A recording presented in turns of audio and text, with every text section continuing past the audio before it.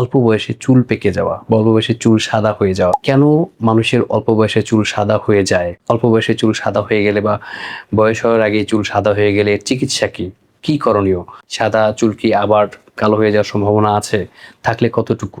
এই বিষয়গুলো নিয়ে আমি আপনাদেরকে সামান্য কিছু বলার চেষ্টা করব। মানুষের শরীরে মেলানিন নামে এক ধরনের পদার্থ আছে, যেগুলো মেলানোসাইট নামে এক ধরনের কোষ থেকে নিঃসৃত হয়, এবং এই মেলানিন গুলো আমাদের ত্বকের নিচে যখন আসে তখন আমাদের এই ত্বকের চামড়াটা অনেকটাই ব্রাউন বা ব্ল্যাক হয়। মানুষের ত্বকে এক ধরনের মেলানিন নিঃসৃত হয়, আর আমাদের যে চুল, এই চুলের গোড়ায় আরেক ধরনের মেলানিন নিঃসৃত হয়।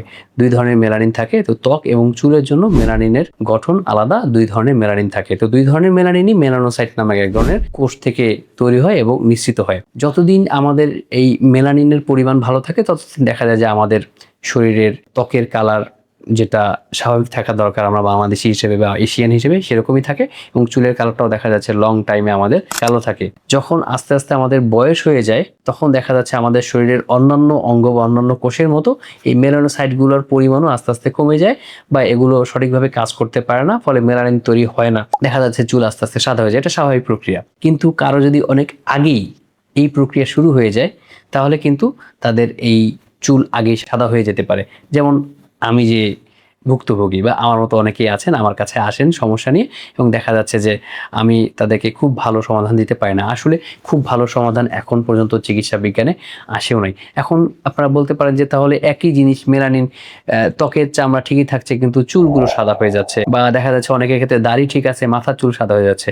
আমি আপনাদেরকে আগেই বলেছি যে মেলানিন গুলো কিন্তু দুই ধরনের হয়, চুলের জন্য একরকম, ত্বকের জন্য একরকম। যদিও গঠন একরকম কিন্তু কার্যকারিতা কিছুটা ভিন্ন। তো কেন অল্প বয়সী এই চুলগুলো পেকে যায়? তো দেখা যাচ্ছে মানুষের শরীরে বিভিন্ন শারীরবৃত্তীয় প্রক্রিয়ার কারণে কিন্তু এই মেলানিন ডিস্ট্রাকশন বা মেলানিন ডিজেনারেশন হয়ে যেতে পারে। তো দেখা যাচ্ছে যে আমাদের শরীরে যদি আমরা যেটা বলি ফ্রি রেডিক্যালস, বা কোনো কারণে যদি শরীরে বজ্রগুলো ঠিকমতো নিঃসরণ না হয়, যে শরীরে যদি অ্যান্টিঅক্সিডেন্টের অভাব পড়ে, এ কারণে কিন্তু অনেক সময় আমাদের শরীরে এই মেলানিনগুলো ধ্বংস হয়ে যেতে পারে। এছাড়া এই শরীরে মেলানোসাইটের মধ্যে মেলানিন তৈরি হওয়ার জন্য কপার নামক একটা মৌল খুব জরুরি। তো কপার যদি কারো শরীরের মধ্যে ঘাটতি পড়ে, বা শরীরে কপারের পরিমাণ ঠিক আছে, বা কপার মেটাবলিজমে যদি কারো কোনো সমস্যা থাকে, যেটাকে আমরা বলি ইনবর্ন এরর, জন্মগতভাবেই সমস্যা আছে, সেটা আস্তে আস্তে জন্মের সময় আমরা দেখতে পাইনি, কিন্তু কয়েক বছর যাওয়ার পর কিন্তু এটা প্রকট হয়ে যায়, তখন কিন্তু এই মেলানিনগুলো আস্তে আস্তে হ্রাস পেয়ে যায় এবং মানুষের চুলগুলো কিন্তু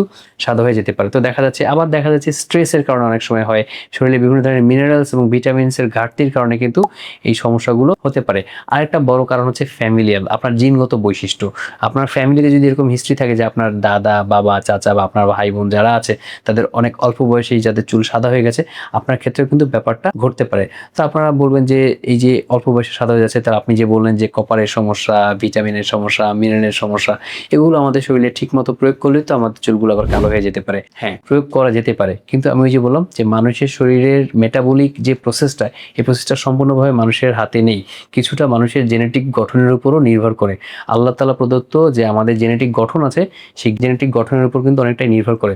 সো আপনার মেটাবলিজম কিরকম হবে, আপনার জেনেটিক গঠন কিরকম হবে, এগুলো আপনার হাতে নাই। তো এগুলো যেহেতু আপনার হাতে নাই, তো দেখা যাচ্ছে যে এই সব কারণে যদি কপার ডেফিসিয়েন্সি বা ভিটামিনস মিনারেলসের ডেফিসিয়েন্সির কারণে আপনার এই মেলানিন তৈরি কম হয়ে যায় এবং সে কারণে চুল সাদা হয়ে যায়, এখানে কিন্তু আপনি খুব বেশি কিছু করার পাবেন না। ছোট বয়সে চুল পেকে যাচ্ছে, আরো অনেক ছোট বয়সে, এখন আমি দেখা যাচ্ছে 10-12 বছর বয়সেও অনেক রোগী পাই যাদের চুল পেকে যাচ্ছে। তাদের কিন্তু এই মিনারেলস ভিটামিনস এর ঘাটতিগুলো যদি পূরণ করা যায়, তাহলে দেখা যায় আল্লাহর রহমতে তারা কিন্তু এই সমস্যা থেকে মুক্তি পেতে পারে। তো আমি যেই কথায় ফোকাস দিয়েছিলাম যে তারা দেখা যাচ্ছে আমার বয়সে, বা দেখা যাচ্ছে যে আর্লি টিনেজ বা 20 থেকে 30 বছর বয়সের মধ্যে যাদের এই চুল সাদা হয়ে যাওয়ার প্রবণতা দেখা যাচ্ছে, তাদের কিন্তু আমি যে কারণগুলো বললাম এই কারণেই ম্যাক্সিমাম ক্ষেত্রে চুল সাদা হয়ে যায়। এবং এক্ষেত্রে কিন্তু পার্মানেন্ট যে চিকিৎসা আমরা বলি, পার্মানেন্ট চিকিৎসা বলতে কিন্তু এখনো আমাদের হাতে তেমন কোনো কিছু আসে নাই। তাই আপনাকে যদি কেউ বলে যে এই রং ব্যবহার করেন, এই শ্যাম্পু ব্যবহার করেন, এটা ব্যবহার করার ফলে আপনার চুল পার্মানেন্টলি কালো হয়ে যাবে, এটা কিন্তু সম্পূর্ণভাবে সঠিক নাও হতে পারে।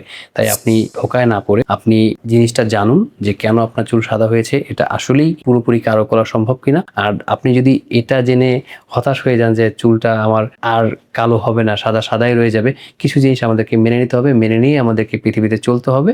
তাহলে আমরা মানসিক সমস্যা থেকে দূরে থাকতে পারবো। আমি যেমন আমার সাদা চুল নিয়ে এগিয়ে যাচ্ছি, আমার মতো আরো যারা আছেন, আপনার সাদা চুলকে ভুলে গিয়ে আপনার কাজে এগিয়ে যান। ধন্যবাদ।